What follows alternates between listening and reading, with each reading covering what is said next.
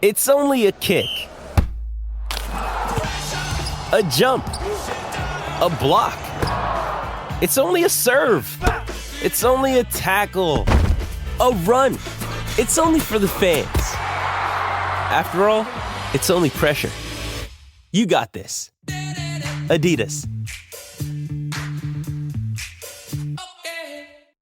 With threats to our nation waiting around every corner, adaptability is more important than ever. When conditions change without notice, quick strategic thinking is crucial. And with obstacles consistently impending, determination is essential in overcoming them. It's this willingness, decisiveness, and resilience that sets Marines apart. With our fighting spirit, we don't just fight battles, we win them. Marines are the constant our nation counts on to fight the unknown. And through adaptable problem solving, we do just that. Learn more at marines.com.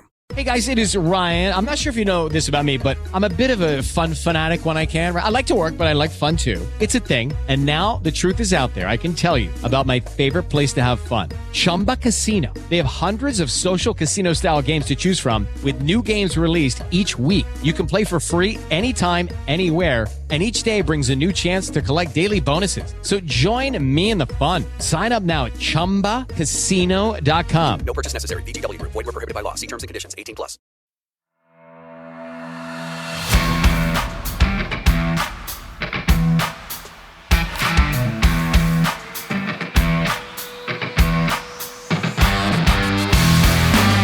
Welcome to the Wrap Podcast, the place to catch up on all the regional and national rugby in Wales. You can find us on all the usual social media platforms and message us through there if you want, or you can email us on welshregionalrugbypod@gmail.com. So all the boring stuff out the way, let's talk rugby. Hello and welcome to this week's edition of the Wrap Podcast with me, Lee G. Joining me this week is Jamie and Harley. Good evening, gentlemen. Good evening. And so for those wondering, James isn't crying buckets of tears in the corner at the sight of the Wales. Well, he is, but that's not why he's not on the pod tonight. James is actually training tonight.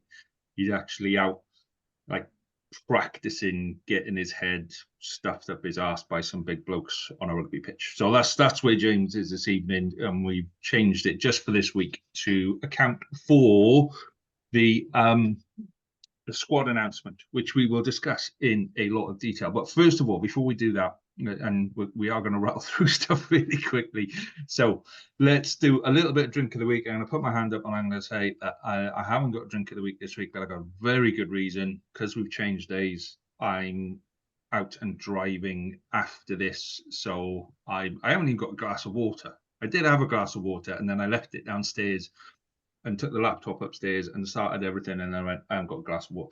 So yeah, I haven't got anything. Jane, what have you got, mate? So this week I've got another beer from the beer club. This is called Winter Wheat, which is quite appropriate. So this is from the Left Bank Brewery, who are based in Brecon, 5.2%. Wheat beers are normally my thing, but I have to admit I do quite like this one. So yeah, that's what I got. It's pleasant enough. Winter Wheat from Left Bank Brewery. Cheers. Nice one. Harley, what have you got this week, mate? So I've got something from the Bath Ales Brewery. So it's Lansdowne, it's the West Coast IPA. Just a very nice, easy drinking. It was one of the many options on for the Tesco's 4 for £7, which has been my selection policy at the moment. Your bit like Welsh regions now. I've got to see how many things I can get for as smaller price as possible. Cool. Okay, so we'll do drink of the week in a bit more detail next week, where it's a bit less pressured and what have you. So let's crack straight on with News Desk, Jane, because again, News Desk was looking quite quiet until this morning, wasn't it? Yeah, all yours, mate. Oh, wow. Well, there's only one place to start, isn't there? The bombshell that came out today. And I'm still reeling from it. I have to admit, I am absolutely reeling from this news. What a shock. Okay, so Louis V. Sammet, he's going to leave rugby union with immediate effect to pursue a career in the NFL. The 22-year-old has accepted an invitation to join the NFL International Player Pathway, which provides elite athletes from around the world with an opportunity to earn a place on an NFL roster. So that came out, that news. Welsh Rugby Twitter and Rugby Twitter in general lost their shit because it was a bombshell, wasn't it? Nobody was expecting that. So in the press conference today, Warren Gatland said this: I learned about it an hour ago. Spoke to Lewis about half an hour ago. It's a little bit of a shock. Gloucester had contacted me about 12. Things have happened pretty quickly. Louis said he had an opportunity he had an approach on Sunday. It's something that he's always dreamed of. So there's a few people calling BS on Gatland's claim there. I say good luck to him. I am shocked by this news, but good luck to him. And I genuinely hope that he carves out a successful career in the NFL because he is a great athlete. But what a loss to Welsh rugby and to the sport in general, because rugby doesn't have many superstars, does it? And he was one of them. But good luck to him. Good luck to him. What do you lads think of this? Because like I said, I'm still in shock from this news.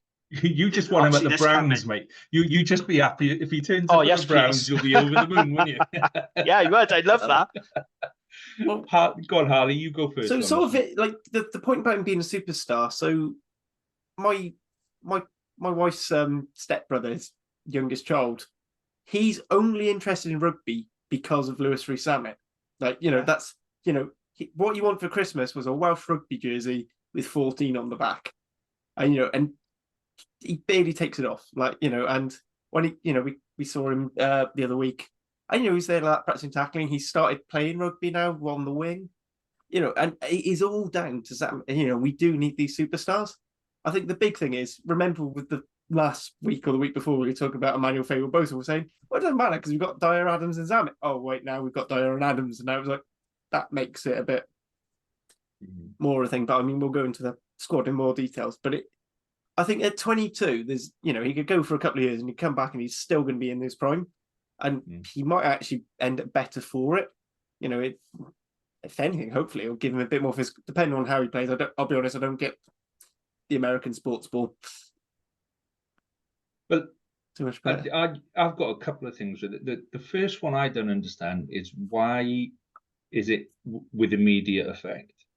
The NFL season is in its playoff bit at the minute, which some of us are still involved in, James, some of us aren't.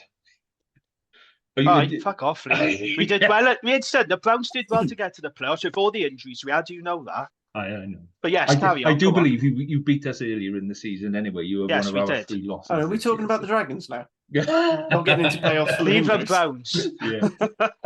So Jamie's a Browns fan. I'm a 49ers fan. So we both know a bit about American football, obviously. So, the American football season finishes on the last Sunday in January. Yeah. And it doesn't start until the first Sunday in September. So it's quite a short season, September, October, November, December. 50% of the teams, well, more than that, 75% of the teams drop out at the end of December, and then everyone else carries on through in a knockout phase until you get to the end of January. So if he does make it, there is still potential for him to play the second half of a season. Do you know what I mean? He could, I'm not saying that he'd want to, because it wouldn't be for the money, because the money that he'd be on, if he makes it in the NFL, the money that he'd be on would be absolutely astronomical compared to what he's on now. Absolutely. Yeah, exactly. Yeah. He could still come back and go, do you know what? I fancy a season on the wing with the Dragons, or half a season on the wing for the Dragons, just for the laugh of it. Do you know what I mean? So to me, there's nothing that says he can't then come back and still play rugby. I agree with what you're saying, Harley. You give it 2 years, and in 2 years, he'll be, 25, 26? And then he'd still be back in time for the next World Cup. So, crack on. I just don't understand why approach on Sunday and your contract with Gloucester is terminated today. And that's the bit that there's other stuff. Yeah, there is cash, but he's obviously been approached. There's a couple of different routes through to the NFL if you're in the UK. So I think it's Loughborough and Newcastle University have got dedicated NFL almost like academies, like we have academies. They have an NFL academy in Loughborough and Newcastle, and that's part of the international pathway system. But by the sounds of it, he's been recruited as an elite player to go over to America and start almost that step up. That's what it sounds like to me. And he's worked with NFL coaches a couple of times before. He's been in videos where he's done agility stuff with NFL coaches, and he's done strength and conditioning with NFL coaches. So it's not a massive shock that he's going. It's just the timing of it. I find the timing of it strange, and I'm fairly certain. We all know there's all sorts of rumors. As soon as you become a person of note and your face is in the paper and you start doing all of the media stuff and all of that kind of stuff, rumors start flying and this, that, and the other, and they are just rumors. So it wouldn't surprise me if at some point a rumor comes out and somebody goes, and that's why Zamet left. Do you know what I mean? He's traveling to Florida this week. And the international player pathway program that he's going on is 10 weeks. So, that he's going to start this program immediately. But you say it is a huge shock to me. And I've seen people comparing it to the Christian Wade situation. But this is different. This is much different from Christian Wade because Christian Wade was not in the England picture. No. Like he was discarded from England. He'd openly made his feelings clear that he was going to pursue a career in the NFL. So when Christian Wade announced he was going to go to the NFL and he went to the Bills, didn't he, the Buffalo Bills, it wasn't a surprise or shock to anyone because we knew that's what he wanted to do. And like I said, he wasn't in the international setup. But this was a bombshell because we all expected Louis Zamet to be named in our Wales squad. And it got delayed. That's the things then. People were coming up with all sorts of conspiracy theories as to why it's been delayed. Facey Wasomo's going to be, named instead and all this. And then when it came out, that news, it was a huge shock. I still can't believe it, and I think it is a shame that we've lost a genuine superstar in Welsh rugby and the sport itself. It's, massive shock to me. Massive shock. I do think with money. I do think with the whole money side of things, because obviously if he goes to and he actually gets drafted, so I think I saw something. Even if all he does is make it to preseason, he'll just pick up a $200,000 check, which I don't know how long their preseason work. That sounds a brilliant job for me. If he does make up a decent bit of money at the NFL for a couple of seasons, is he going to be that bothered if he wants to come back play for Wales, to come back to a region? Say he wants to come home state, he wants to go to Cardiff because, he can basically walk from his mum's house to training. He's just come off a $5 million a year contract with the San Francisco 49ers, but I'm going back to my mum's house so I can walk to training. He goes to his mum's for dinner every week already, right? And he's on a decent contract at Gloucester. He lives in Cardiff and drives to Gloucester so he can have dinner with his mum. Let's be fair here. He likes his home comforts. But the thing is, if you just want to go and say, I want to have some time at getting back into rugby, then go to the World Cup, it kind of makes sense because, it's a drop. He'll have earned more than he'll earn in a career in rugby. The thing is, so I played. But that is if he makes it. That's that's one thing. I wish him all the success. But how many? Yeah. How many hundreds of college athletes don't make it? Thousands. Yeah, that's the thing. And Tier 2 Rugby made a good point about this on Twitter because he said that most of the rugby players who try NFL, they go to the practice squad and they don't make it any further. So it is a big risk for Louis Zamet. There's no guarantees he's going to make it. But it's the one thing I'd say is he'd probably pick up another contract in the if he came back to uni, he'd pick up a contract, no problem. Yeah, exactly. And so he's in a no-lose situation. He knows he's good enough to go and give it a go. Remember when Cubby got offered the opportunity to go play sevens in the Olympics? And then he was like, he just broken into the Welsh squad, and it was like, well, you're going to miss the Six Nations or whatever it was because you need to go and train with the Olympics. And he's like, well, actually, if I don't do this now, in 4 years' time, I might be injured, so I won't get that opportunity again. But I can go back. Exactly. And then he retires 2 years later because of a head knock. So, Zamet may go out there, play one game, bust his leg and never be able to walk again. I'm not hoping that's. Do you know what I mean? You just don't know what's going to happen, and you take the money while it's on the table, sort of thing. But what I was going to say, right? And this is the bit, as rugby union players, we don't understand this because it's just not something in our game. So when I was young, I played rugby union, I played rugby league, and I played American football in university. Yeah. I say I played. I trained with American football, but I was semi-pro at the time, so I couldn't stay. So with rugby, the only protective gear that I was wearing at the time was tape around my ears. Yeah, that was my protection. Tape around the ears. I went to rugby league, and you get given the shoulder pads, and they feel a little weird. You can't move your arms up, and you've got 3 different grades of the shoulder pads. So I was second row, so you couldn't move it. You can't catch a ball up in the air and all that kind of stuff. It's heavy, and it's there to make it hit. You then go to American football, and they put the pads on you first of all because you haven't got a clue how to put them on. It is the weirdest feeling when somebody kind of puts them on you, and the ones we had back then you had to tie up, the Velcro ones now and stuff. But it feels really, really weird.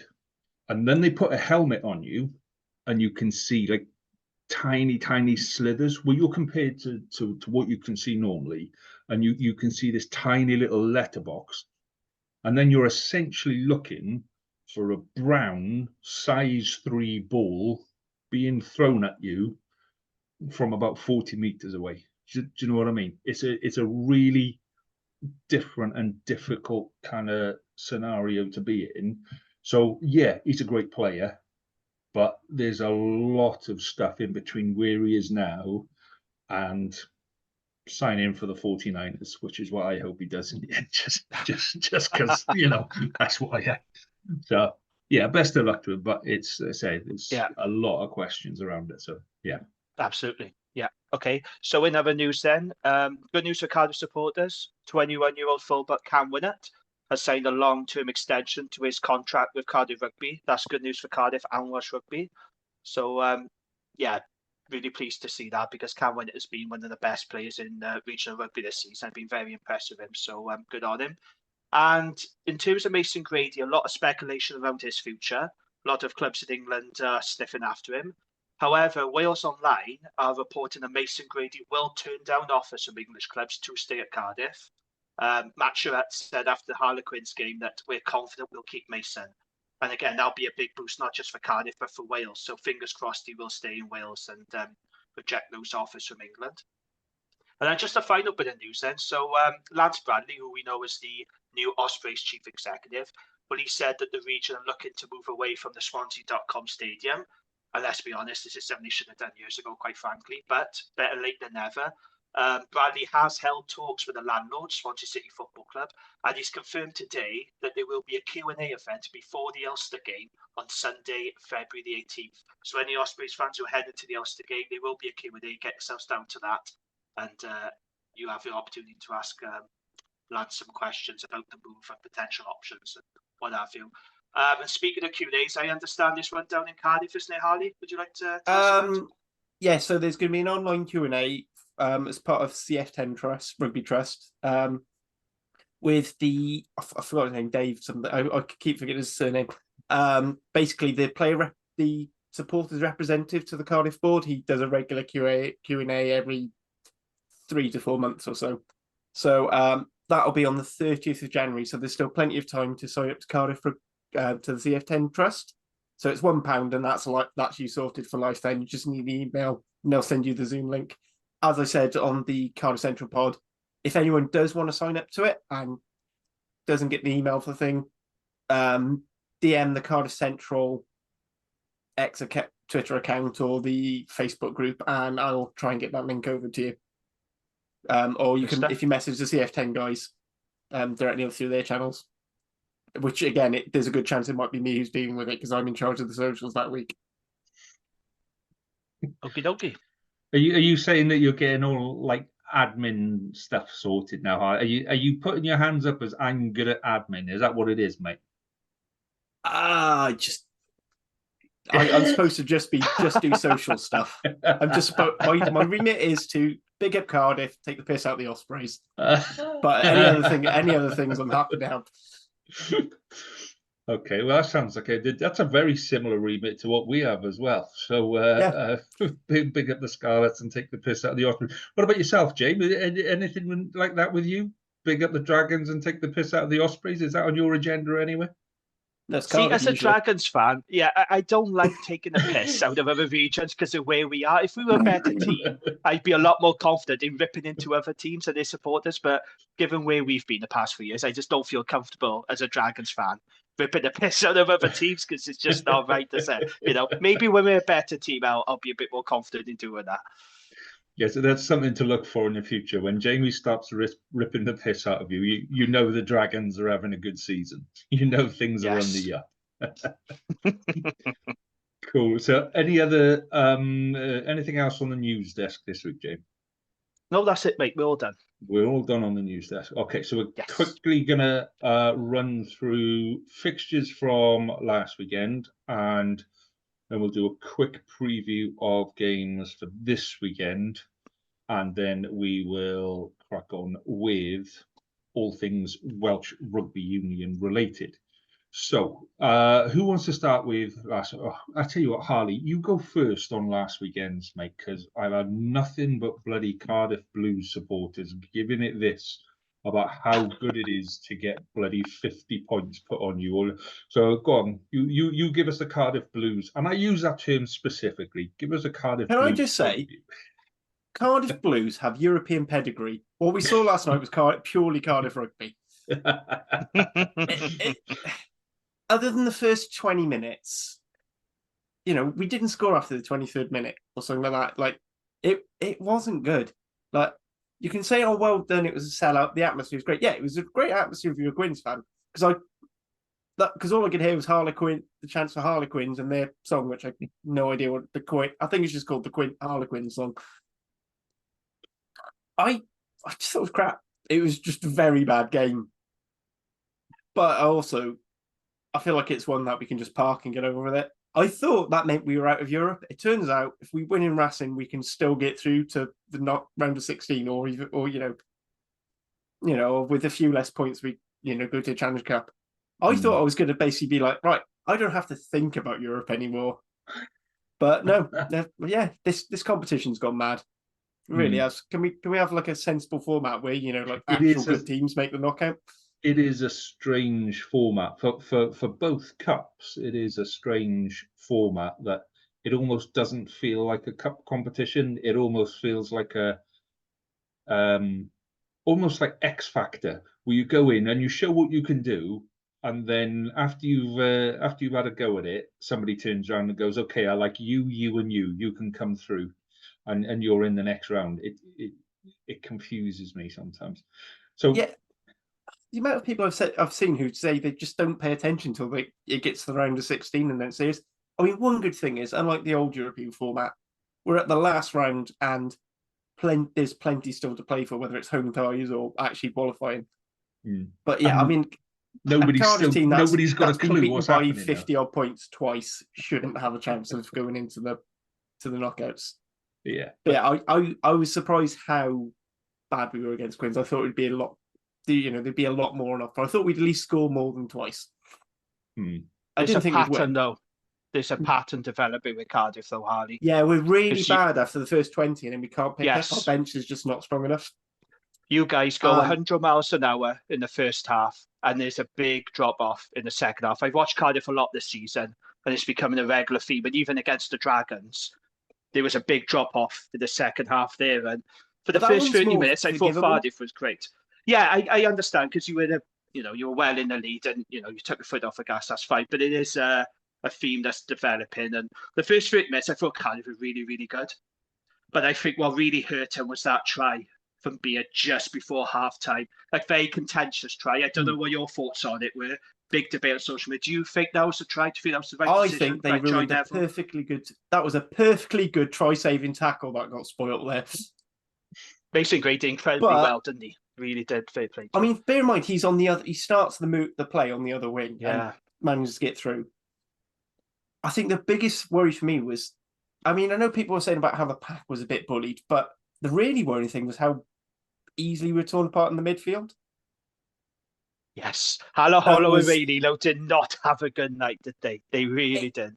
Really, bear in mind the discussion we had on the Central podcast where we basically predicted that Halahola was going to come in because it's the whole, oh, wait, we're up against big physical 12, so use Halahola is a bit more physical than Ben Thomas, although I think Ben Thomas is actually, that side of his game is a lot better than people give him credit for. But I think people fail to understand is quite often when you're in the 12 champ, it's the 10 going in there. And you've got a very nice nippy 10, like Jared. But also, Esterhazen isn't a big bruising brute. He is, but that's not all his game is. He actually does have a step. He quite often ends up on the wing because he's so quick and he's got good hands. He's stepped in at 10 quite comfortably for Quins in the past. So that's one where, I'm going to go into more detail in it tomorrow night with Cardiff, but that's one where I think the selection was wrong. Yeah, but I feel like we missed having someone like Josh Adams and Tamani as well. Because I feel like with Josh Adams, even though he can't really defend 13 as comfortably as he can on the wing, it gives the 13 more confidence to not have to cover the wing. He can be in a bit further because Adams is that good. Yeah. And I think losing Cam Winnett that early and having Ben Thomas going on to fullback, which a lot of Cardiff fans, although he can sort of play fullback, none of us are particularly happy with him there. We all see him as a 12. I don't think that helped either. But this is something that I've seen across all 4 regions over the last weekend. We're about halfway through the season now. Yeah, we're at the sticky bit, and everyone is talking about injury lists and squad depth and replacements, and we said this at the start of the season. There's going to come a point where you're literally sitting there and looking around and going, well, and we'll discuss this when we talk about scrum halves and outside halves in the squad. Who have we got left to play? Have we got enough people to actually put one on the pitch and one on the bench? So yeah, Cardiff are in it, Dragons are in it, Ospreys are in it, Scarlets are in it. It's not a comfy position for any of us at the minute with injuries and stuff like that. So what I'm saying is, Harley, suck it up, son. You're not the only one. Shut your engine. It's just saying that it's just a symptom of what's wrong with Welsh rugby. And who'd have predicted it? Wait, all of us when this funding model got announced. Yeah. Anyway, shall we do the Ospreys bit just very quickly? They won a game. Nothing else to say. Right. I was going to say about the Cardiff game. I thought was it Young's first try, the little chip over the top where Adam Beard caught it and I just that was a thing of beauty. I watched that and I rewound it and I watched it again and then rewound it and watched it again. I just thought it was a lovely little try that is very very Mr. Young orientated. He was great because that was his first game back after that calf injury, and I thought he was fantastic. I actually thought the halfbacks played well as well. I thought Thomas Williams and De Beer was very good. He won some turnover ball, but in the second half, they just, I seen a few tweets from Cardiff supporters who were like, oh, I don't think the score reflects the game, and this is an overreaction to the result. But I don't think there was, because, like I said, I think Cardiff were brilliant for the first 30 minutes. But in that second half, it was just one-way traffic, and they were getting a lot of joy through that midfield. It is slightly concerning that Cardiff are going through these games where they're really good in the first half, then they drop it off in the second. But there's still a feel-good factor at Cardiff, isn't it? Like they're not winning many games, and yet so many supporters are really bought it. Maybe that is what it is, but I think there's a lot of it, mind, is that the brand of rugby they're playing. Cardiff are easy on the eye. They are good to watch. I mean, I hate saying it, being a Drown supporter. When they're in full flow attack, Cardiff are a really good, entertaining team to watch. They score some nice tries. But you do wonder, because it is still a results business, if they keep losing week in, week out, when does the feel-good factor sort of ebb away a little bit, I wonder. But it was a good game. I enjoyed it. But yeah, a bit worrying and concerning the way they keep dropping off for the second half. But there's still some green shoots there for Cardiff, I think. I agree.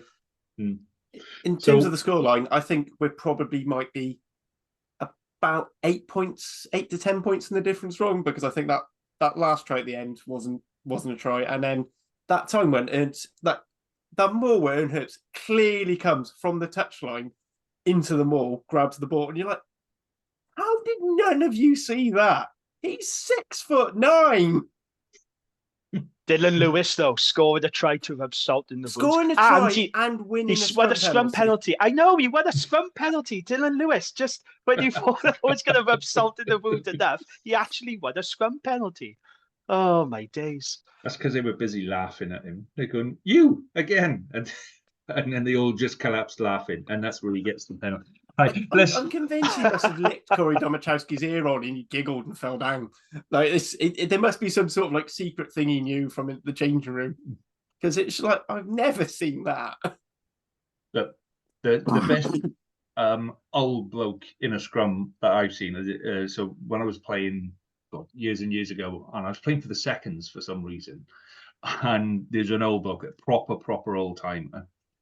And he went into a scrum. So I'm in second row. And as he goes down, he snuck, because back then it was different. We didn't do the crouch bite. We just kind of in. And as he goes in with a hit, he goes, oh, you smell nice, mate. You smell like your missus, you do. Whack. No, just kicked off from there. And I'm like, oh, that's what props do. That's how they do it. So let's discuss the Ospreys game. They won. They won against a bunch of carpet cleaners and like the shoe shine boys to the Espoirs. So, frankly, they felt they didn't get bonus points now. Quite bad. I watched the first half, right? He said the exact same thing on the group chat. He did. He did, yeah. He said that why are we passing it to the wingers? Because our wingers have never seen the ball for the rest of the season, so why give it to them now? But in that first half, right, I counted. Well, first of all, one of the Ospreys players was crowd surfing a maul. Did you see that? He went into a ruck, and then one of the Perpignan players stood up, and he was literally flat on the top of a ruck or a maul, like 6 foot off the ground like this. And you're like, okay, this isn't a normal game. I saw 3 passes hit people's heads because they weren't looking at where the ball was coming from.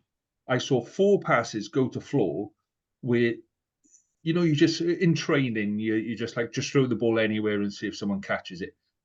And that's what they were doing. They were just literally throwing it and then looking around, oh no, nobody picked that one. There's nobody there. So I gave up at half time. I thought it was a joke by half time. I went and watched Netflix. I went and watched Fool Me Once. You Can Only Fool Me Once on Netflix, which is a very good thing, by the way.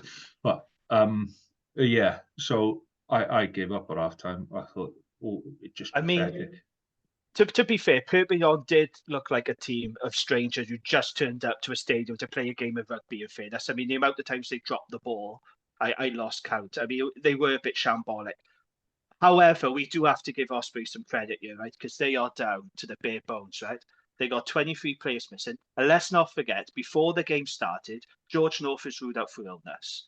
And then you got Dowie Lake going off. You got James Fender going off. You got Gavin Phillips going off injured, right? They've got some big names missing now. The likes of Nagy, Cuthbert, Fricker, Morris, Owen Williams, Morgan Williams, Rhys Henry, Rhys Davis, Nicky Smith, etc., etc. They still got the job done. To be fair, they're down to the bare bones, and they still managed to get the job done. Did they get a bonus point? Fine. But they got the win, and I think they deserve a lot of credit for that. But they are really down now, aren't they, to the bare bones? They got to go to South Africa next. And even Toby Booth has said, like, it's a fight for the survival now. It's a survival game. So I don't know what they're going to do now. Have they got any more players? But credit to them, not for getting the job done.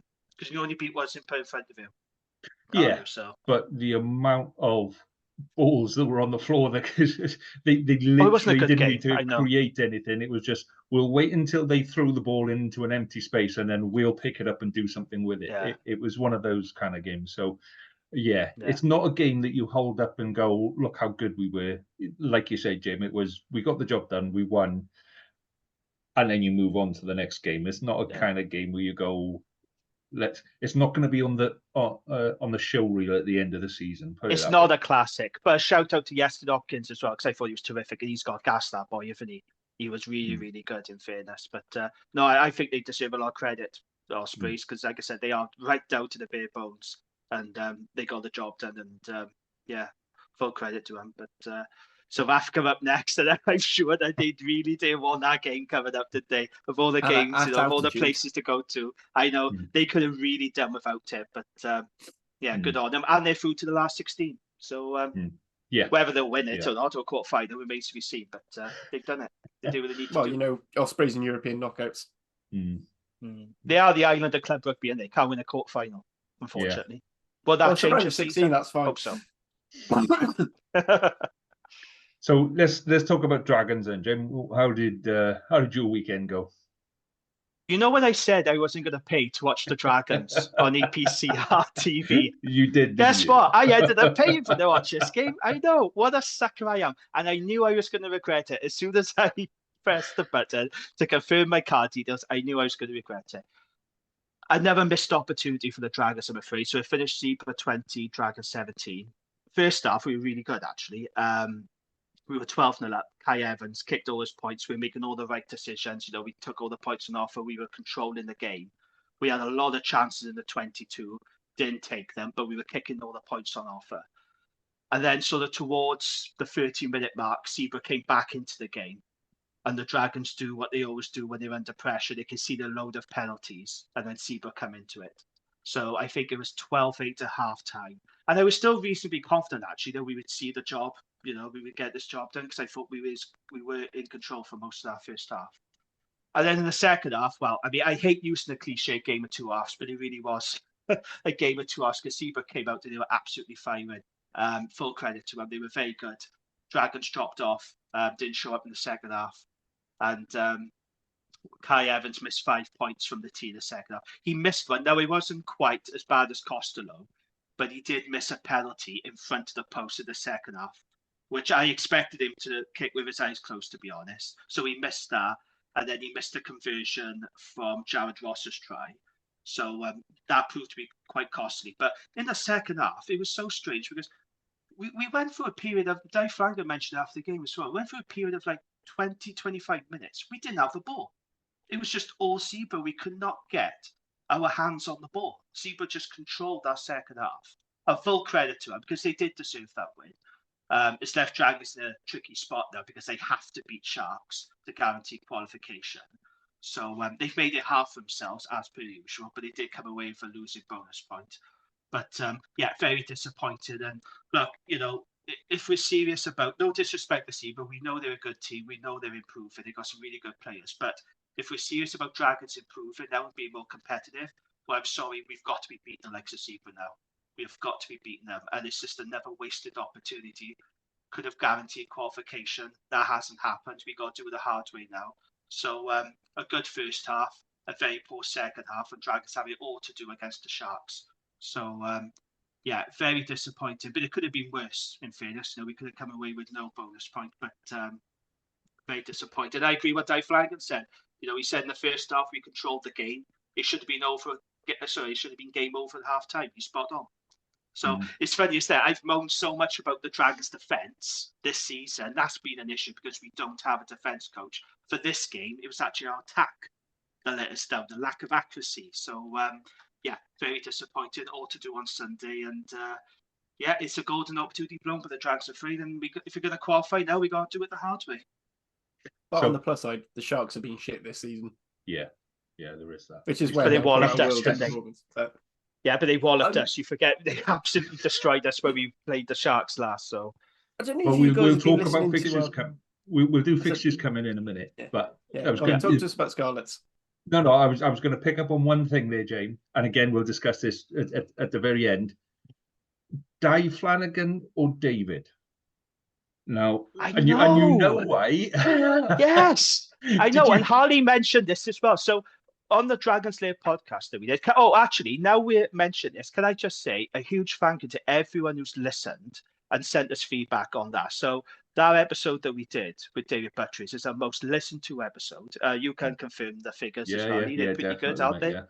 Very good, mate. Very good. We've had excellent feedback. Fair play to David for coming onto the pod. He was open. He was honest. I really appreciate him giving up his time. Thank to everyone who sent positive feedback.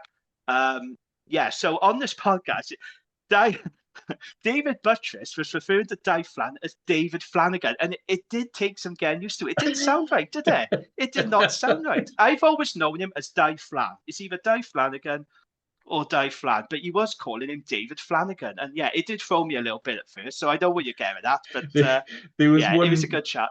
There was one bit in there where he called him David, and Gav must have been saying something because it flicks to Gav, and he kind of goes, "Die." Yeah. To be fair, I had the same thing when everyone refers to Di Young as David Young, and you're like, "What? Who?" Yeah. Yeah, it's I know what you wrong. mean. Yeah.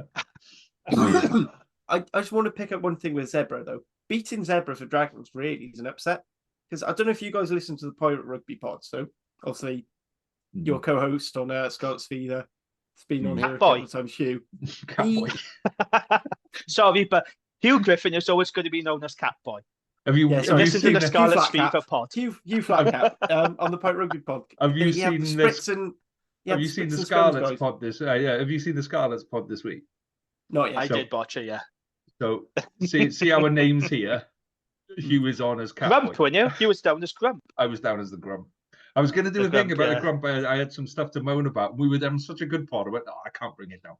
But yeah, so Hugh's on there as Catboy now officially. So yeah. But anyway, so they had the Spritz and Scrums guys on. They're saying that for both Italian regions. So Benton gets some extra investment from the investors. I think Zebra's getting a little bit, but they get the equivalent of something like it's either €6 million or £6 million from the Italian Rugby Union. Nice. So they already so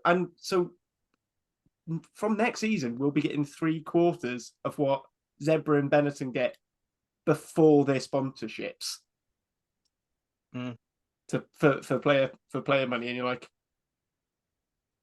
fuck, we've fallen behind. Yeah. That's where we are now. Welsh Rugby, we have fallen behind. To say. Thanks for bringing the mood up there, Harley. Thanks for really livening things up with the most depressing statistic of the night there, mate. So cheers, Harley. Thanks for that. That was my stat of the week. No,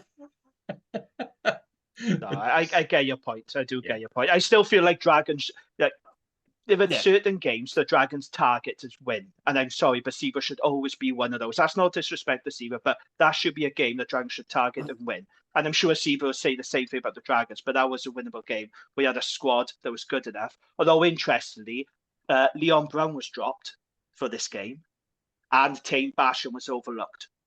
So make into that what you will. So that's Di Flanagan on the one hand, putting a marker down, sending a message to its players because they have underperformed over the festive period.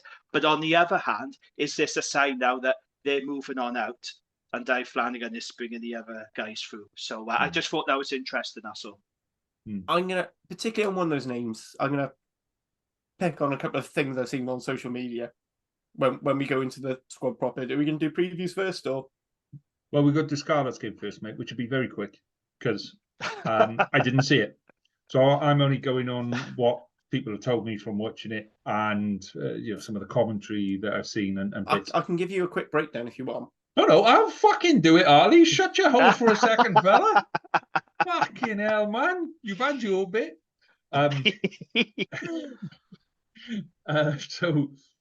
Yeah, I mean, I was watching the score updates, and you kind of and you're seeing everybody else's scoreboard moving, and you're going like, well, have we kicked off? And it was like 15, 20 minutes, and it was still 0-0 or 3-0 to us or something like that. It was, and so by all accounts, defense held it. We didn't have much ball the first 15, 20 minutes, and defense was holding up, and we were doing all right. We were actually.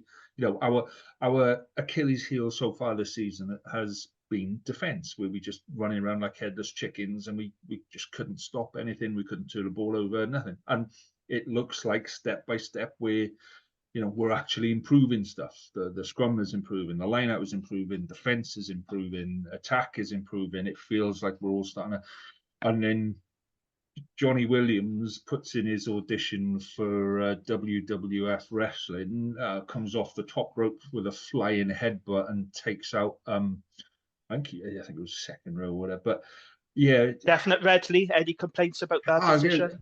I mean, I've only seen what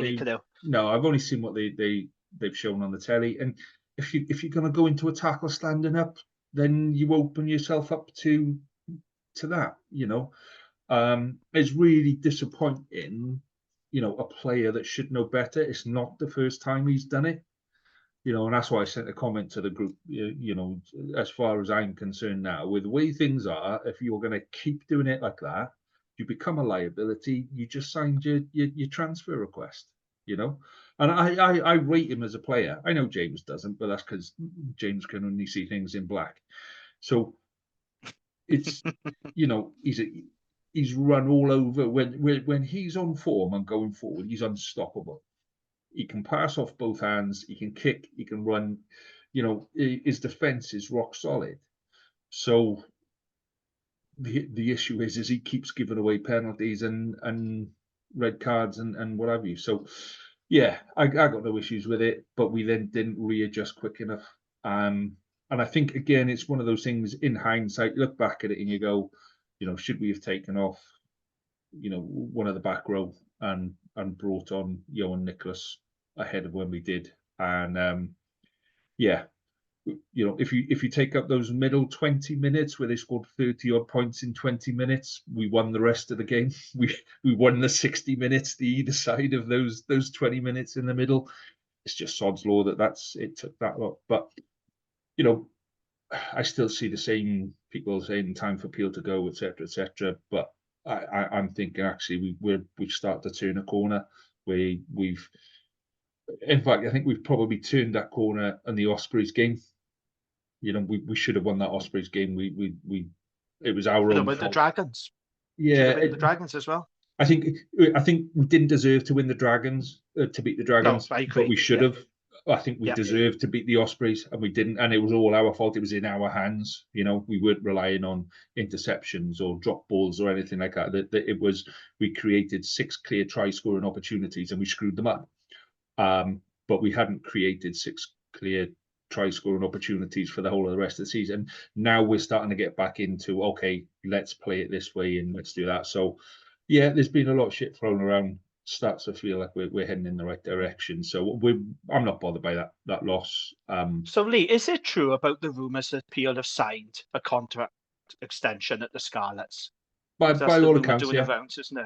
Yeah. This is like Dean Ryan at the Dragons. So when they were having a really poor run of form, he signed a contract extension, but the club didn't announce it because they knew they were going to get, some stick from the fans, and it just wasn't the right time to announce this. So has he? That's interesting. Yeah, there's all sorts of rumours going around. Until it gets announced, we won't actually know. But like I said, by our reckoning, there's about 12 players leaving at the end of the season and 7 coming in. Apparently 3 of them have signed already. But until it all gets announced officially, you never really know, sort of thing. So the guy's been through about as bad a time as I think he could have gone through, and I think he's learned a lot. And I think the club is in the process of changing a lot of the stuff that they were getting wrong. I think it's been a pressure cooker that's built up, and the lids come off, and all the shit's come out, and then you've got a couple of people going, right, okay, we need to pick this up now, and we need to put it all back together and make something for tea. So also shout out to Archie Hughes as well, because I thought he was very, very good. And fair play to Scarlets as well, because they were 30 points to 3 down at one point, and I'm watching this thinking, they're going to get battered now. This is going to be 50, 60 pointer. Those last 20 minutes or so, they really did front up. They scored some nice tries, and they did play well. So they did finish on a high, and I think that's something to build on those last. Okay, you can argue Clement took the foot off the gas, whatever, but I just thought the character Scarlett showed in those last 20 minutes is encouraging, at least. They could have rolled over. Hugh asked last night on the Scarlets podcast, why isn't Archie Hughes in the team more often? I said he's too small. Good. Yeah, but I said he's too small, and they went, "Oh no." So he's 2 inch. He's 2 inches shorter than Gareth Davis. Okay, so 2 inches shorter. Fair enough. That's not that much. 15 kilos lighter. Right. That's like 3 of my dogs lighter than an international. You've got tiny dogs, mate. I got small dogs. I do have small dogs. Yeah. One of those dogs like 30 kilos. But the point is, in 2 seasons' time, he'll have put that bulk on. And, Gareth Davis is probably one of the ones that will leave simply because we can't afford to keep him. When somebody's on that amount of money and is going to be away with Wales quite a fair bit. So, yeah, when you've got players like him coming through, it's not so much of a bad thing. Okay, let's do a quick rundown of who we've got this weekend. So start with you then, James. So Sharks, yeah? Sharks at home? Yes, Sunday, 5:30. Not the best kickoff time all day, to be honest with you. Yeah, so by 5:30 on Sunday, the Dragons will know exactly what they need to do to qualify. If we win, we are going to qualify. But if we lose, but we pick up a bonus point, depending on how other results go our way, that could be enough. But first and foremost, we have got to win. It is possible that the Dragons could earn a home tie in the last 16, but again, they need to win and they need things to go their way. It really didn't help us that Cheetahs lost to Po on the weekend in Amsterdam. Thanks a bunch, Cheetahs. You had one job. That's all we needed you to do, was to beat a disinterested Po team, and that would have helped us this weekend, but that didn't help us. So, with this game, it's a tricky one because how are the Sharks going to approach it? We know that Dragons, I do expect them to bring back the likes of Tane Basham, Leon Brown, etc. I do expect us to go as strong as we can because we need to win. We're at home.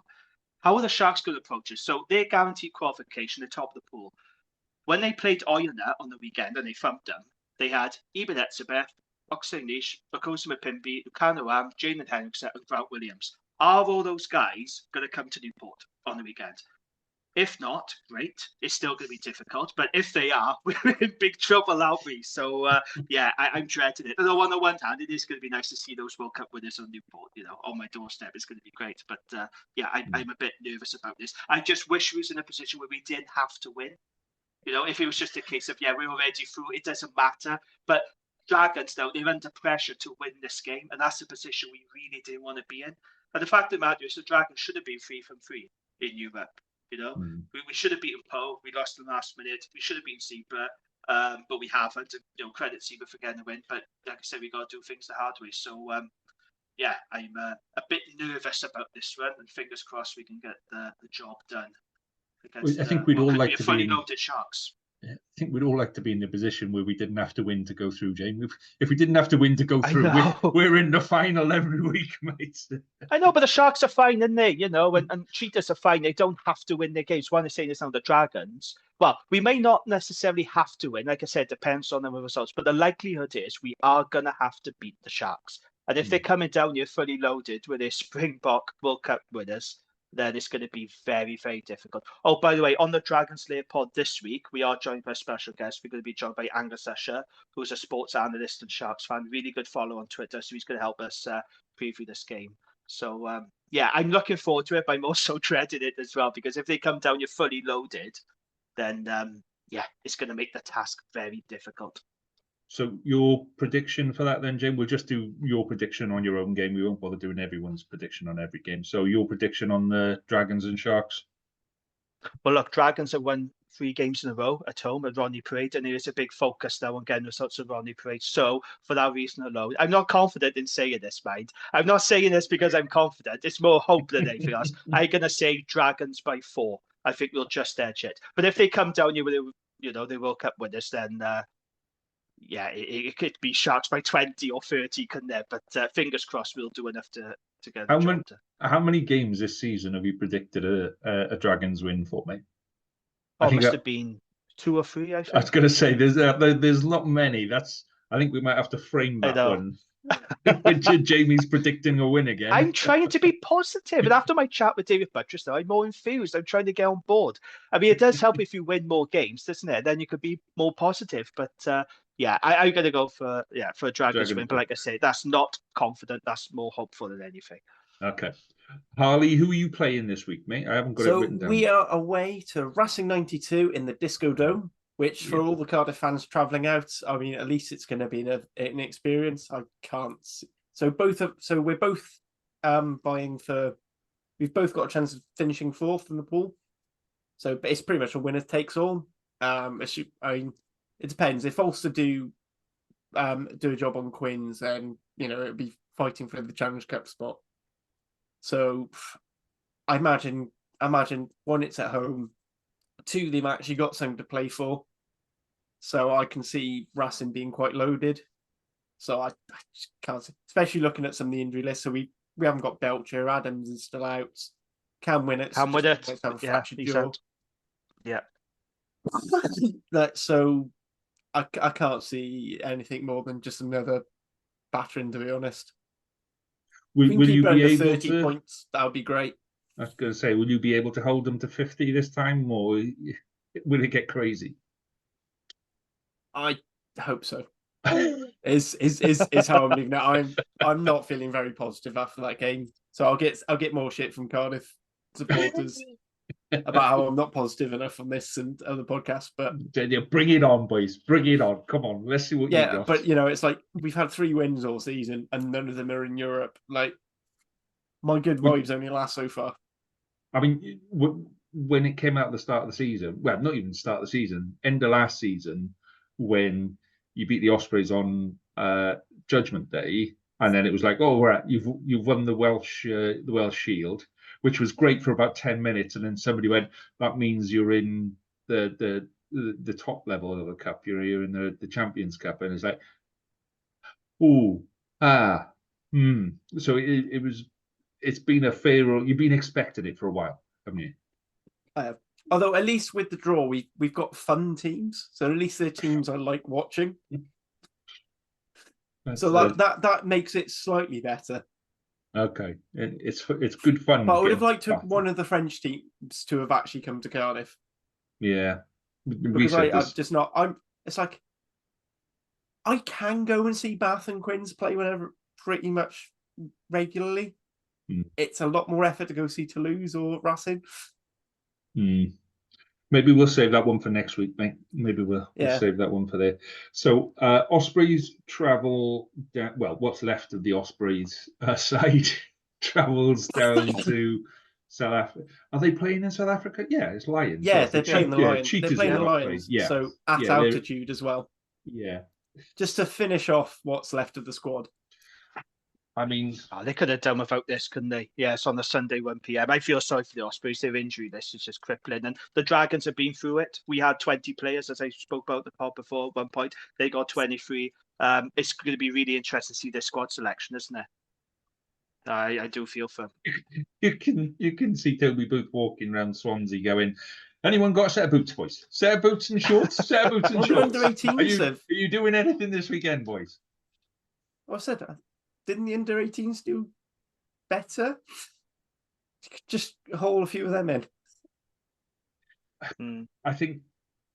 No, I can see some safeguarding issues there with sending under 18s against the South African back. Yeah. Oh yeah, don't be doing that. I mean, Scarlets did at the start of the season. Scarlets brought a couple of academy boys, but it's. Yeah, I mean, I've got no sympathy. Yeah, I've got no sympathy for the Ospreys going out there. Don't get me wrong, because they've got no gratitude or empathy for anybody else when they're going through the. I think Scarlets last year at one point we had 25 players out in a bigger squad, granted, but we had 25 players out at one point last season, and so in fairness, though, half of them are players who get injured all the time, and you re-sign anyway. Less of the you. You're making me feel like it's my fault, Ali. I had nothing. It is. It's all your fault. All of Welsh rugby is your fault, Lee. So let's. What do we think as a score for Ospreys? I'm going Lions by 20 at least. Yeah, probably more, but at least 20. Yeah. Jane, could you agree with that? I'm going to go Lions by 18 on this one. Okay, cool. Could be a tough afternoon for a very depleted Ospreys team. I hope they front up, but at least they don't have to win this game. That's the thing. They're under no pressure. It's a free hit. Chuck some youngsters in, see what happens. But yeah, I'm going to go for Lions by 18. Cool. I said it's just a bummer for them. They have to go to South Africa twice. Yeah. So obviously they haven't no sympathy at all. Fuck them. Speaking of sympathy, Scarlets. Well, so we got Edinburgh at home. Which, I mean, we were talking about it last night. It's almost like it's almost like pre-season for the second half of the season. There's nothing on it for us. It's total dead rubber. You've got no points whatsoever in your pool. So this game means nothing, does it? Well, that's why it's a bit like a pre-season where you can throw some new people. Well, we're gonna, when we talk about the squad in a minute, we need to magic some outside halves up from somewhere and a couple of spare scrum halves, because Charlie Titcombe. That is the one. Yeah. No. That's yeah. Well, he's playing both 9 and 10. Yeah. Starting bench. He's doing all of it now. Well, it's a bit like we've got to hope that Dinky Jones is back to full fitness, and he's been out. Some fitness. He's been out all season, and it's his first game back. So he's not going to play a full game whichever way you go. Titcombe has actually been playing really well down in the Premiership, but you go Premiership straight up to Europe. But he did play very well against Leinster. He did. He's got a good head on a young shoulders, so fingers crossed. And then you've got Archie Hughes to scrum half, but then you got starts getting a bit squeaky after that. Might have to loan to him from one of the others. Well, I've got a feeling we'll probably take Harry Williams back, but it seems to be. But anyway, it'll be a tough one. But I actually think it'll be quite a good game. I think it's one of those games that kind of says, well, you can throw the ball around, you can do different things, you can try other things. I hope we see Lousy. By all accounts, Lousey's having a bit of a strop and is telling us he's contracted to play X amount of games per season. Apparently, these are the rumours, if you believe what's on the internet, and if it's on the internet, it must be true. Scarlet Fever Forum, is it? You be getting your information from there. You don't want to be Can I just say, you don't want to be doing that. The Scarlet Fever Forum is different to the Scarlet's Fever podcast. Nothing to do with us whatsoever. Probably should have picked a different name. Well, it's one of those things that, I'll be honest, not many people read the Scarlet Fever Forum unless they want to moan about stuff. So anyway, we were always going to be Scarlet Fever. Isn't that the same with the podcast? Fuck off. So Edinburgh on the weekend, Friday night. Get it over and done with. I just hope we get a good crowd. I think that's the key bit. And we've got a bonus pod coming out tomorrow as well with Javen Sebastian, who's now obviously up at Edinburgh. And he talks a good game. He is a good game. I'm looking forward to that one, actually.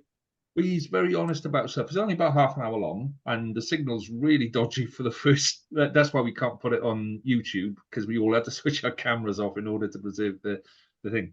So I'm going to go Scarlets by kind of 10, 15. I think we will just go. Do you know what? Let's just attack everything. Let's just go and enjoy it. The only thing that might cock it up will be the weather, because it's meant to be rough on Thursday and Friday. So. But I'm going to go Scarlets by 15 and hopefully more. So I do disagree with you about saying we should just let it go. Actually, I think if you're using these younger players who are either cropped or in the Wales squad, it's probably the perfect time for Peel to bed in what he wants them to play. Whilst they're still freshly moulded and say, this is what I want you to do. So they haven't got the hang-ups and not thinking, you don't have to worry about Johnny Williams's weird twitch where he shoots out the line without worrying about whether or not the 13 is going to come in to close the gap. That's probably the right time. Yeah, well, what I mean by that is that there's no pressure on that game. So there's no pressure. But... Yeah, it's like if you're playing Leinster at the last game of the season and you need a losing bonus point, then you play a very different game to Leinster at the first game of the season where you can throw the ball. It's one of those games where there's no pressure on it. So let's go and use it as a development tool. So, and I'm hoping the crowd do too, because as much as people don't like it, people have started bringing drums to Scarlet's games, and I fucking love it. We need a bit of practice, and I keep saying to the boys that are doing it, come on the pod and we'll have a bit of practice and just tell people what to do, because at the minute it's a bit like, and then nobody goes Scarlets, and they're all kind of going like, there's a guy playing the drums over there. Yeah, well done. And you kind of need to know what's happening. You need a group of people around the drum who are singing and leading it, and then it just sort of spreads a bit further and further each time. Yeah. I always said that's basically how it worked with Cardiff and the Cardiff Blues Brothers. It just sort of spread down the South Terrace. You need to, North and that's Terrace. why I figured if you come on our podcast, at least there'd be a whole bunch of people, and then you could listen back to it, and we could call it like choir practice or drum practice or whatever. This is how we're going to do it. Anyway, that is this week's done. Let's get on to the Welsh squad announcement. So this is a reduce. Is this smaller than last year's squad? Yeah, it's a 34-man squad. So I think part of that is part of the new professional rugby agreement is Gatland has to keep a much smaller squad than you've done in the past. And also there should be more players being released during the fallow weeks. Hasn't he got to justify why he's keeping those players? So basically, if he's got plenty to keep training, then they should go back to the squads, and they should go back during game weeks as well. But whether they'd have enough time to train and play, and it's not really that much an issue because the URC doesn't play on game weeks. Okay, so a smaller squad, a tighter squad, a younger squad, a less experienced squad. Jamie, you're over. Before we talk about the detail of it, just give me your overall kind of view of the squad. Well, I think it's a nod to the future, isn't it? And I think this is what we need to do now in Welsh Rugby. We knew we had to rebuild at some stage. We knew we had to reset. And it's a squad that is riddled, with injuries. We know that. But it is a lot of young talent in there. You got the likes of Evan Lloyd in there, Archie Griffin, Mackenzie Martin, Alex Mann, and Cam Winnett. So there's a lot of exciting young talent in this squad. In terms of the campaign coming up, yes, it's going to be difficult for Wales. I think we are going to struggle in this tournament, but we are going to have to go through some pain now to reap the rewards in the future. Because how many times have we said as Welsh rugby fans, Gatland's picking the same old faces, same old players, he's picking his favourites. And when we start bringing you through now, I've seen on social media today, people are moaning about that. And it's like, well, you can't have it both ways. You can't moan about Gatland picking his favourites. And then when we are trying to bring through the youth, you can't moan about that either. The time is now to rebuild. So, yes, it does lack depth. It does lack experience. It is quite raw in certain places. The biggest concern for me personally is tight head. So I was really surprised there was no Thomas Francis. I expected him to be there. No Henry Thomas. Remember all the big hoo-ha about Henry Thomas coming here, who was signed for Cast this evening as well, I've just seen. Yeah, which would make him ineligible. It made him ineligible, and I don't think he played. I don't remember seeing him on any Montpellier team sheets since the World Cup, really. So that's an interesting development. That was one of the reasons Gatland cited he wasn't playing enough. And he said he's had words with Thomas Francis about this. So I think the idea is he's given him a year or so off to enjoy the Pro League. It might bring him in case of emergency. Yeah, but for me, I think tight head, that is the one area I do have a concern because Leon Brown is there. I'm not surprised that Leon has been called up. Yes, he's missed a lot of this season. He has, conceded a few penalties when he has played for the Dragons. But let's not forget that Gatland loves Leon Brown. He's a big fan of Leon, always has been.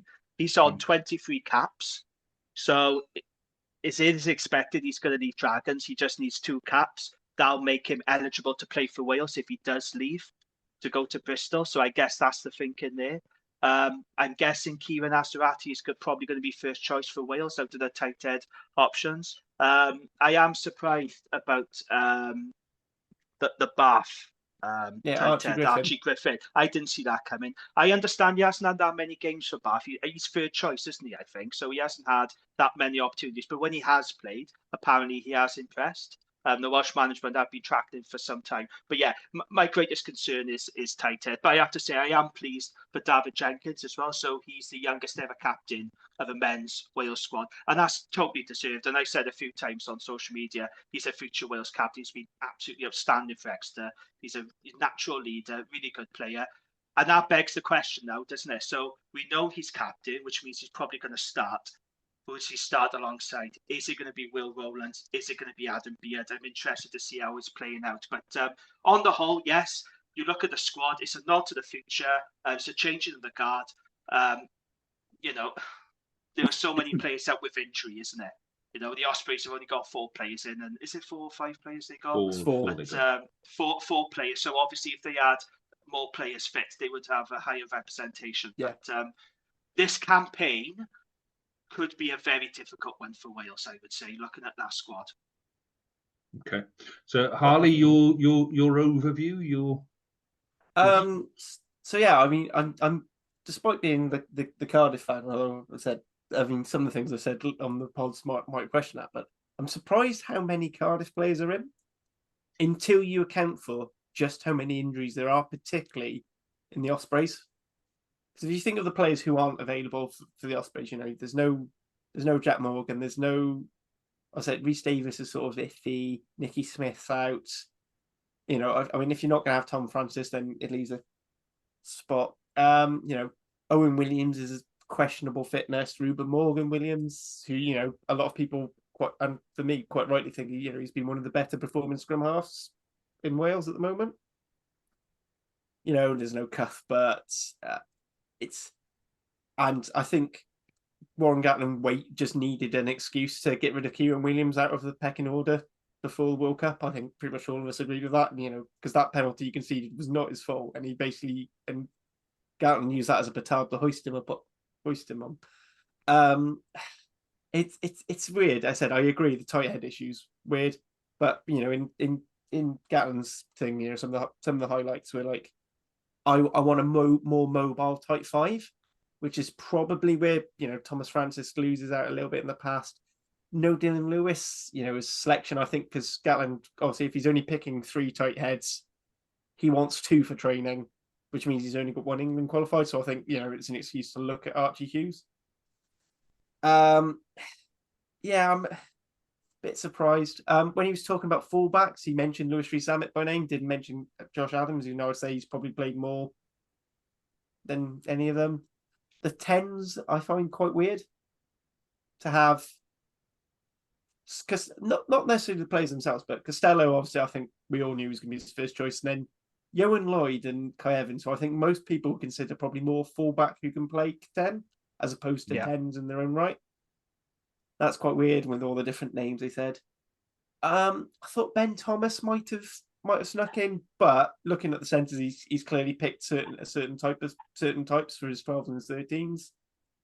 And I think Gatland made it very clear he wants Ben Thomas to play 10, and he's not been doing that at Cardiff. So, I mean, was it average age of under 25?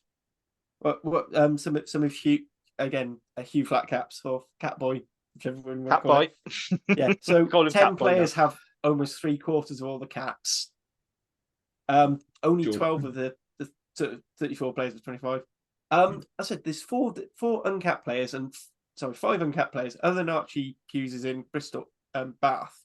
Archie The other Griffin. 4 are all Cardiff, which is just weird. And I've never known since I've been really into my rugby, I've never known that happen in a squad. But I can justify pretty much all those players. Can I just correct you on Archie Griffin and Archie Hughes? Very different players. I wouldn't be putting Archie Griffin, yes. I wouldn't be putting why I do Archie it Hughes in a central. prop, mate. He's got a bit of dog about him, but I don't think he's quite there yet. I said, if he's too small to be a scrum half, he's definitely too small for prop. Yeah, Okay. sorry, that's my that's me mid rant there. But yeah, it's a really bizarre one. I said, but I mean, as soon as you start thinking about like, well, Thomas Francis playing in the Pro League, Henry Thomas hasn't played and is now technically ineligible because he signed for Cass. Dylan Lewis is only on the bench, and you know, if you want to bring in this extra, and you know, if you're having a smaller squad, you kind of got to keep the Wales-based players, so you've got more training, and then with Osprey's ridiculous amount of injuries, it does sort of all add up to this sort of squad makeup because it's almost who's left. Yeah. Osprey's only got 4, but they would have had far more players if they didn't have their injury issues. So Osprey's got 4. They'd swap right. You'd imagine basically you pretty much almost invert what's happened if injuries weren't an issue. They would have dominated the squad, Ospreys, if they didn't have so many injuries, I believe. So you got Ospreys 4, you got Cardiff 11, Scarlets 8, which I'm a bit surprised at. I'm surprised the Dragons got 6. To be brutally honest with you, I am surprised we got 6 players. And then you got 5 players playing outside of Wales. So that's the makeup there of the players. So the bit for me is it's quite obviously a more mobile pack than what we've been used to, and Yeah. there is a bit more creativity in the backline than what we've been used to. It to me it says this is how we're going to play the game in the next 4 years. That he's chosen a more expansive, mobile, dynamic kind of game, and he's gone right. Okay, he's very good at going. Here's the blueprint. Here are 25 players that fit in that blueprint, and here's another 5 players that I can make it fit that blueprint. And I think that's what we're seeing. I think Dav Jenkins as captain, like you said, Jim. Yeah, I think we when we were talking about who was going to be captain for the World Cup, we mentioned him a couple of times, and we just said, we did, yeah. might be a bit too young. But it'd be interesting to see what happens now when Jack Morgan comes back in, and Dewi Lake. I wouldn't be surprised to say, for Gatland to say, actually, no, Dav Jenkins stays as captain, and you two are part of the senior leadership team or whatever, but he's my captain. Do you know what I mean?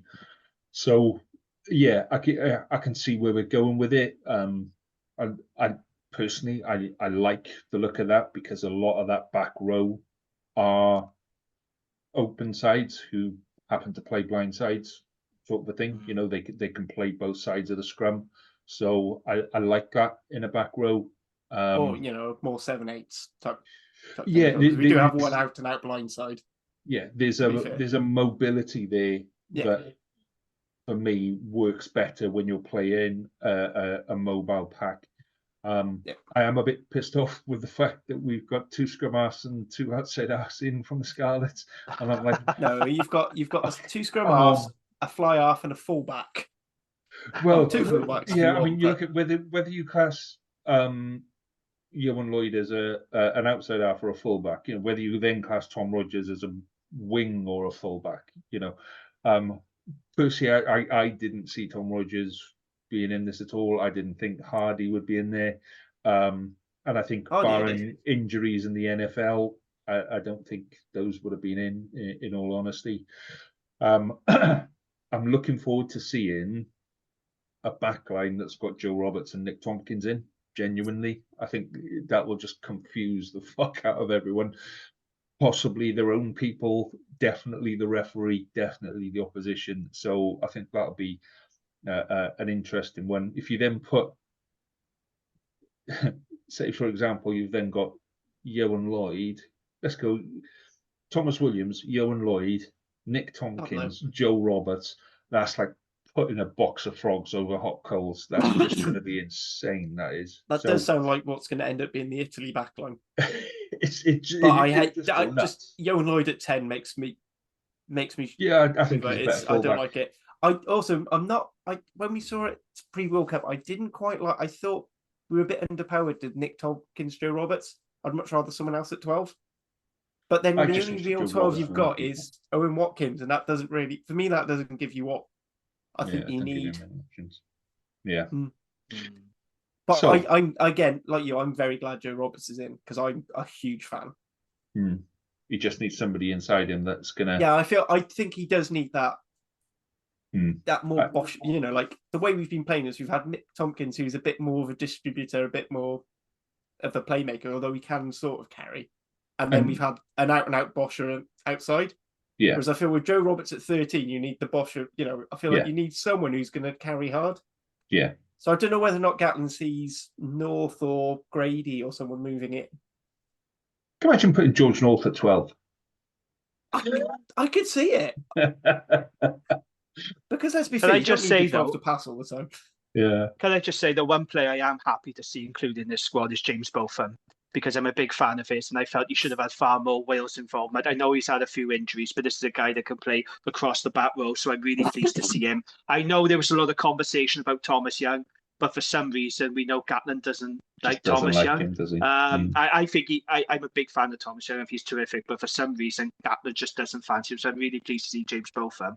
Nicky Smith not getting a look in again. Yes, I know he's currently injured, but you would have expected him to play some part in the Six Nations. And it's really weird to see now a Wales squad that doesn't have Talupe Farata in it. Yes, again, I know he's injured, so they must have looked at Talupi and realised he's not available for any of the games, because in the past he would Yeah. have been a dead cert, regardless of whether he'd been available for all the games or not, even if it's just available for one or two. Talupi Faletau would always be there, and it's just really strange now looking at the Wales squad. I'm not seeing Talupi there. So, I mean, like you said earlier, if we're going to make changes, now's the time to make changes. If you're going to bring in fresh talent, and part of that is having an educated. Oh, I didn't share the screen. Oh, bollocks! I could have shared the screen, couldn't I? I was wondering when you're going to put it down for us. I've only just realized. This is why I was getting Archie Hughes and Archie Griffin, because I can't see it. My fault, mate. But my point was going to be is having people understanding what's going on, having an educated public, and I think Gatland needs to come out and say, well, you know, this is what we're doing, this is the plan. Don't worry, it might not all be perfect, but he needs to start talking about performance. He needs to start talking about development. He needs to start talking about, you know, growing the game and not necessarily winning. Do you know what I mean?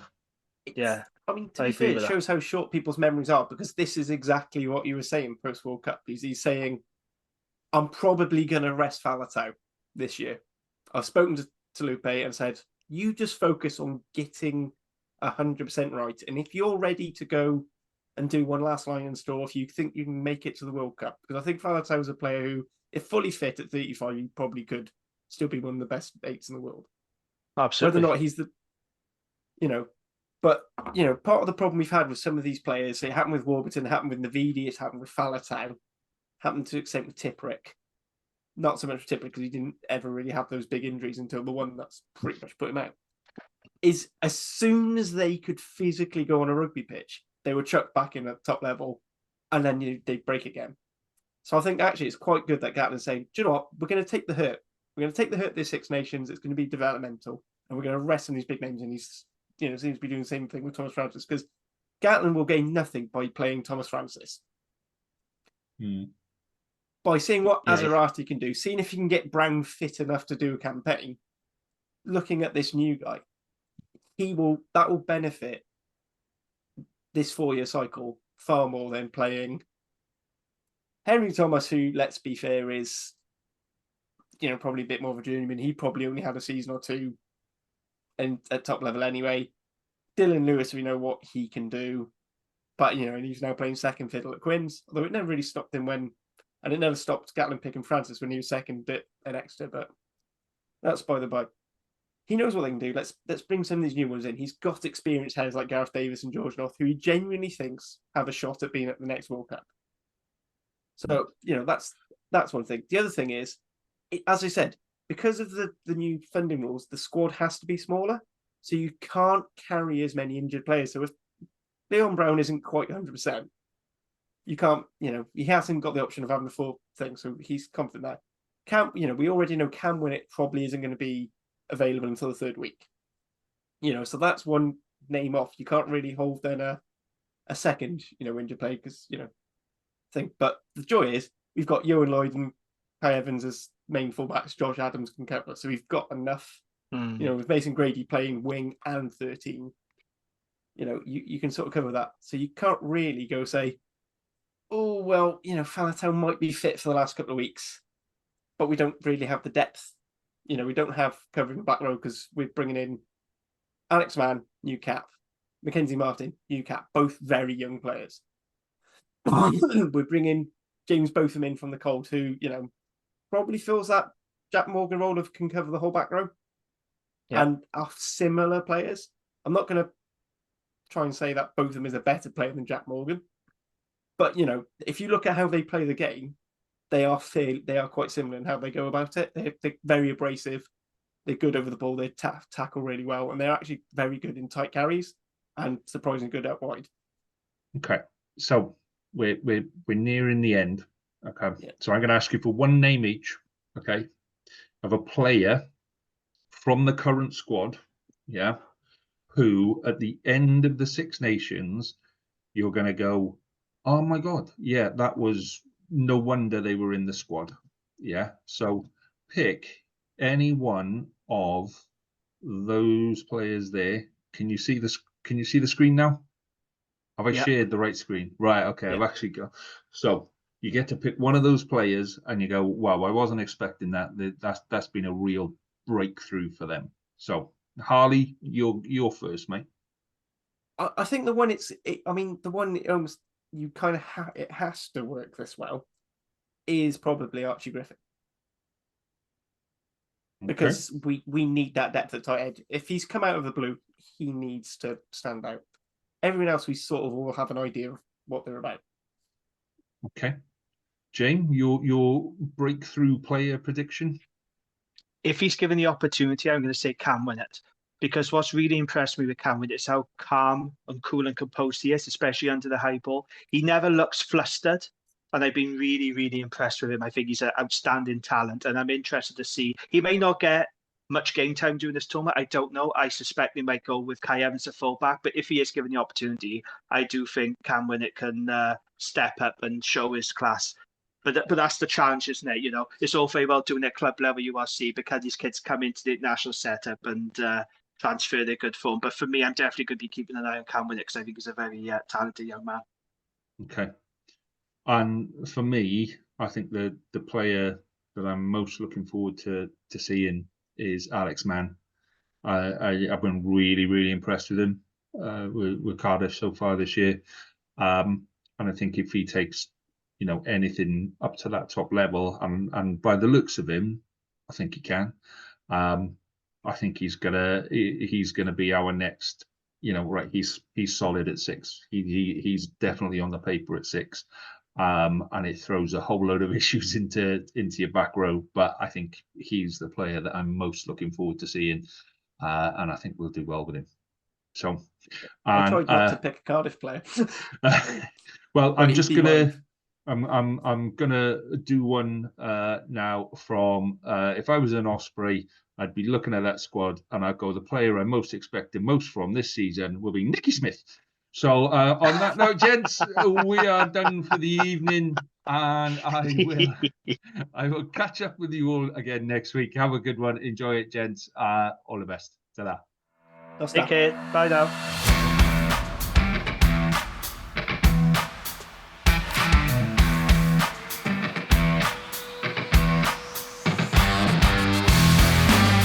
Thank you for listening to the Wrap Podcast.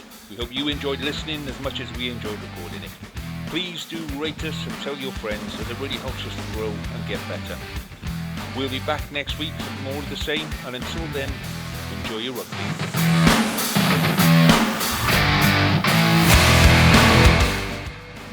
Sports Social Podcast Network. With the Lucky Land Slots, you can get lucky just about anywhere. This is your captain speaking. We've got clear runway and the weather's fine, but we're just going to circle up here a while and get lucky. No, nothing like that. It's just these cash prizes add up quick. So I suggest you sit back, keep your tray table upright, and start getting lucky. Play for free at LuckyLandSlots.com. Are you feeling lucky? No purchase necessary. Void where prohibited by law. 18+ terms and conditions apply. See website for details.